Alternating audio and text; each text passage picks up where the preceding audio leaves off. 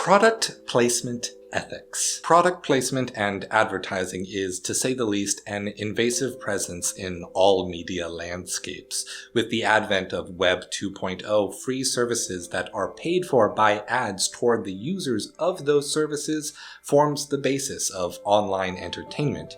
Yet, shockingly, advertisement has yet to dominate the funding models of premium video game content. Whether PC or console, purchasing a video game means buying a discrete copy of an art object, and that's it. Even most games as service models, free-to-play games that sell subscriptions, battle passes, cosmetic items, and the like, tend not to make those sales based on recognizable brands to pad out potential loss leaders. Fortnite being a major exception to this rule. Yet this is not the case for all games. Mobile game software are fundamentally designed around free-to-play, leading to cross-promotional advertisement. Randomly limited play sessions, habituating play as a behavior to create opportunities for either 1. The purchase of randomized slot machine-based loot boxes or gacha banners, or 2. Advertisements for other mobile games that implement these two revenue streams. Product placement is used with in-game purchases towards two ends. 1. Take payment to advertise a product or brand. 2. Use brand recognition to increase sales of loot boxes, gacha banners, and subscription fees. Mobile games account for approximately half of the entire video game industry's revenue, nearly the single most significant reason that video games are the most profitable sector of the entertainment industry. So you can see why game developers, publishers, would want to bring a chunk of those profits to the other side of the gaming market, to the premium paying gamer.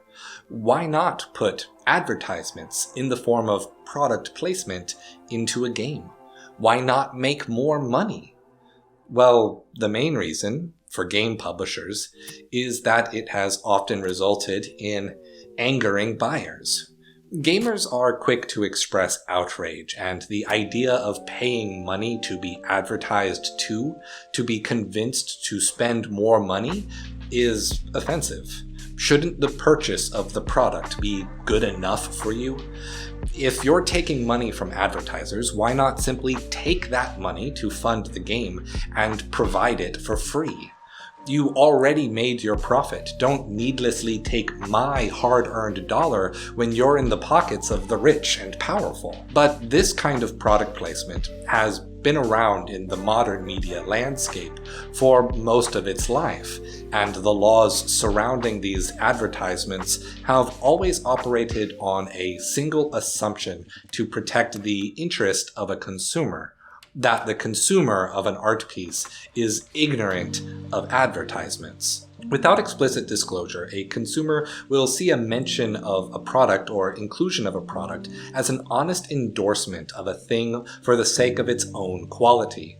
Regardless of whether this is true or not, the laws require explicit disclosure of advertisement within a piece for the internet. But the rules differ between a few categories, broadly described as old and new media.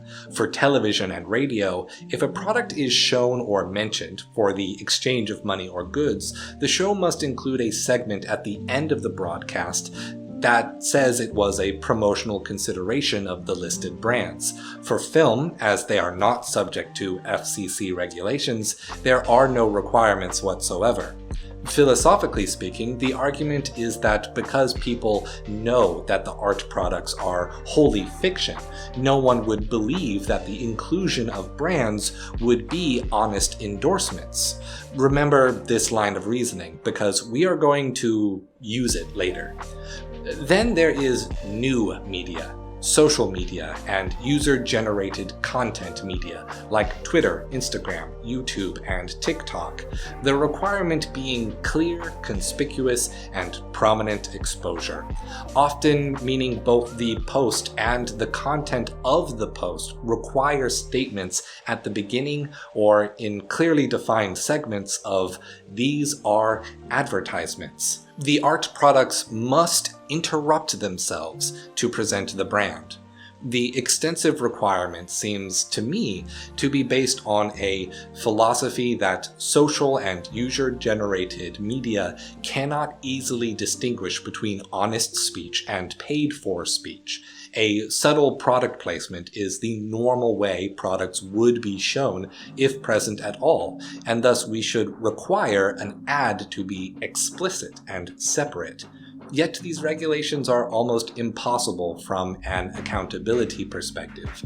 The FCC mainly relies on the outrage of the mob, the users, to bring attention to potential violations and opportunities for fines and lawsuits. Right now, video games have very few laws associated with their advertisements. So the question becomes, for games, what kind of media are they most like?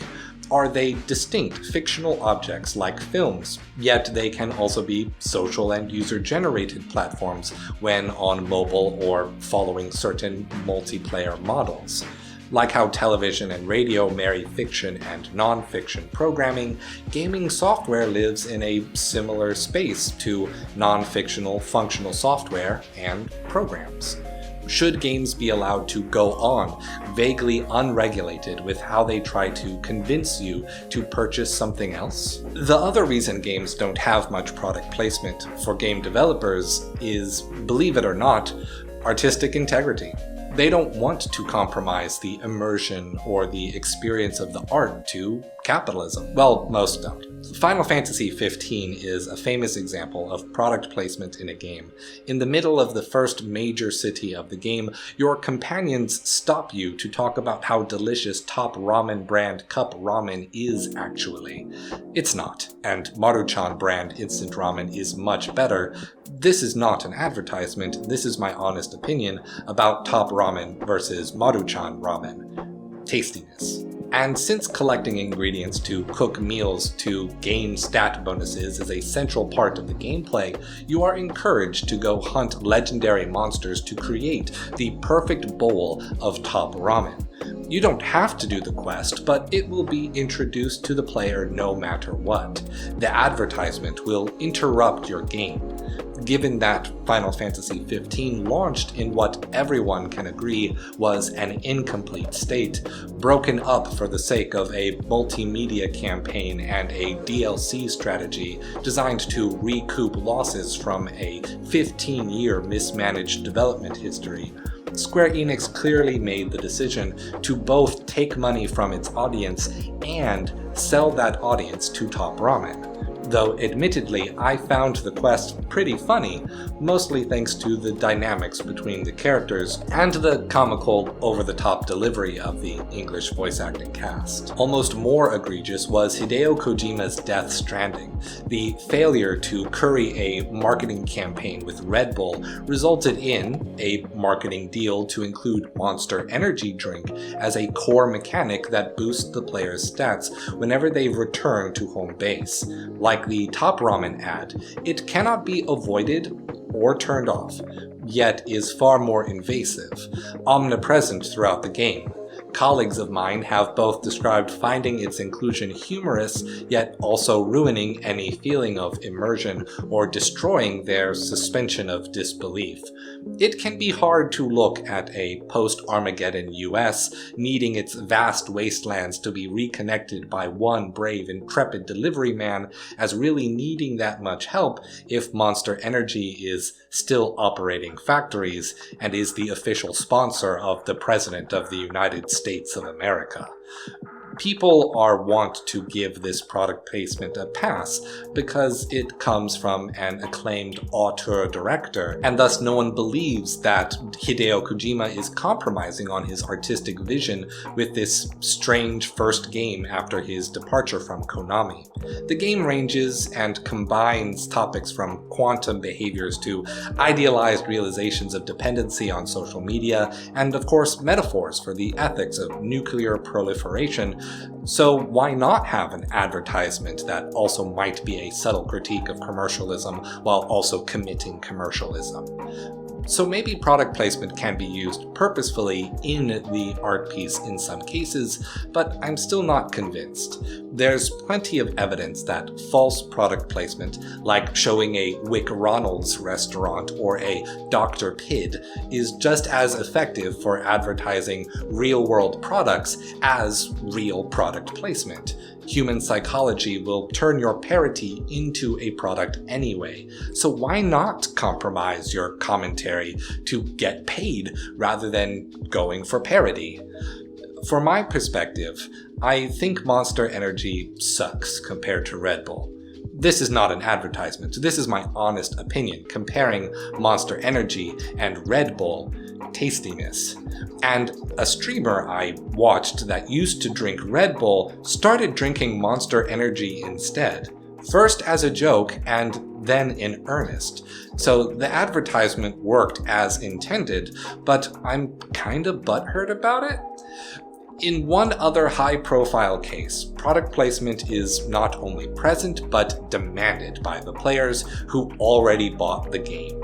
Sports.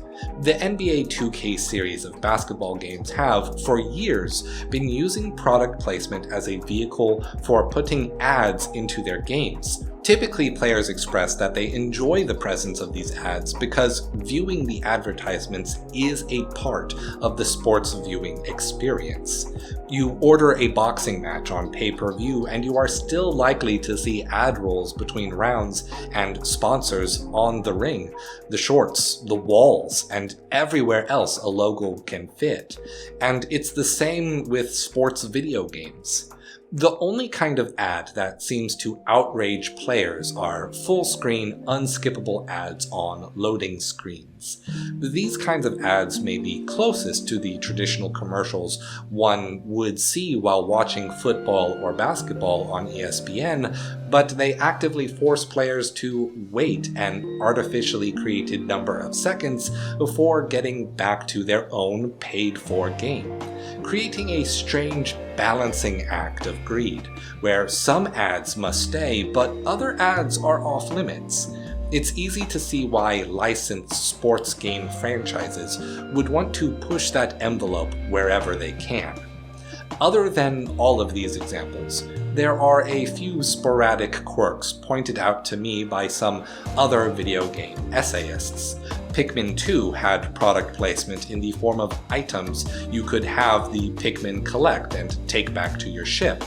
Unobtrusive to the game, but a little concerning when you think these ads by Nintendo were directly pointed at children.